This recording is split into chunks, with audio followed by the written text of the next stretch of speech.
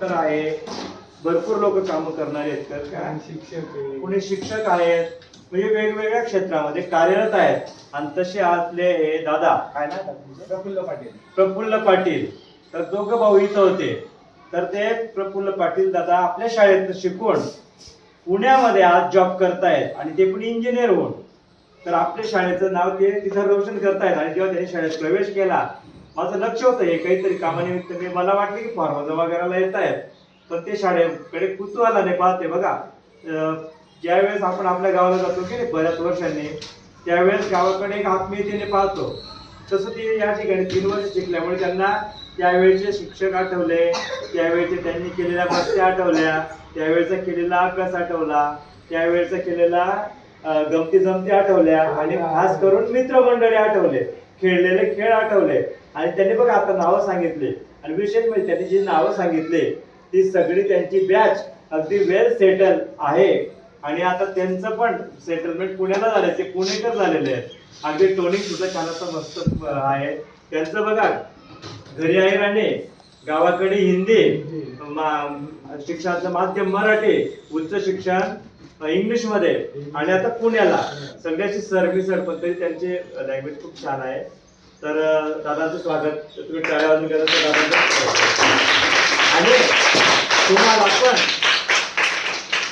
पण आपण असं म्हणायचं नाही की आमचं खेडेगाव आहे आणि मग आम्ही शिकू शकत नाही.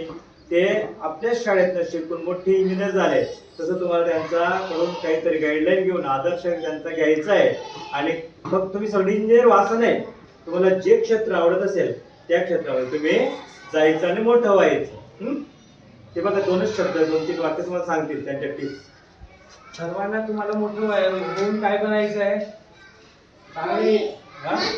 प्रत्येकाचं वेगवेगळे टार्गेट आहे.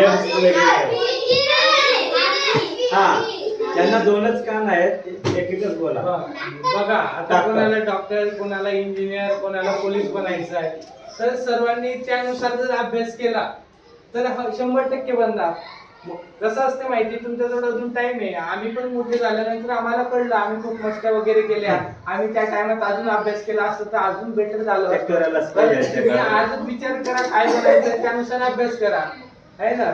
आणि कसं आहे, त्यावेळेस मला ते वर्ग वगैरे आठवले, शिक्षक आठवले मला. ते म्हणजे एक प्रकारे कसं असतं माहिती का, भावना असतात. आम्ही इथं खाली बसायचो त्या टायमवरती, तुम्हाला तरी टेबल आहे, डिजिटल बोर्ड पण आहे तुम्हाला बऱ्यापैकी. आता हा फळा पण आठवला आम्हाला, त्याच भिंती, ते सर्व जे, फक्त कसं आहे परिवर्तन होत असते, आहे ना. आज जर कसं माहिती आहे, फळ्यावरती आमचे शिक्षक लिहायचे, त्यांना अर्धा तास लागायचा, आम्हाला लिहायला अर्धा तास लागायचा. एक शिक्षक आम्हाला सर्व शिकायचं. आता तुम्हाला तरी एक्सपर्ट शिक्षक आहे, इंग्लिश टीचर वेगळे, सायन्सचे वेगळे, मॅथ्सचे वेगळे. त्यावेळेस आम्हाला काही नसताना आम्ही इतकं केलं. आता आई वडील तुम्हाला सपोर्ट करतात प्रत्येक गोष्टीचा, तुम्हाला सर्व आहे, पुस्तक आहे, मोबाईल मध्ये अवेलेबल आहे सगळी माहिती, गुगल वर सगळं तुम्हाला इझिली भेटून जाते. आम्हाला जर ह्या क्वेश्चनचं आन्सर पाहिजे तर आम्हाला खूप स्ट्रगल करायचं, पण आता गुगल वरती तुम्हाला सगळं अवेलेबल आहे.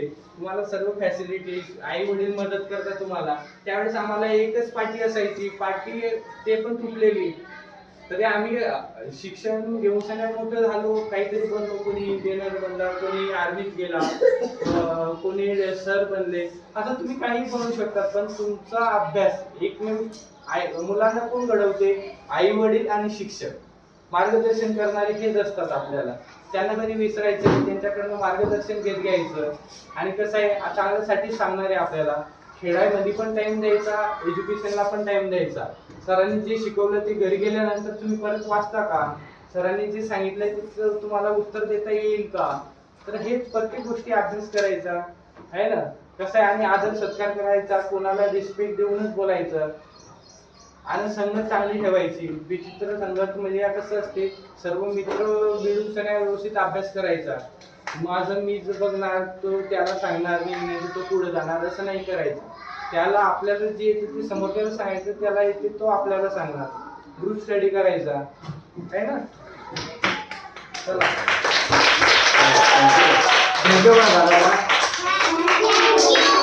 वेलकम.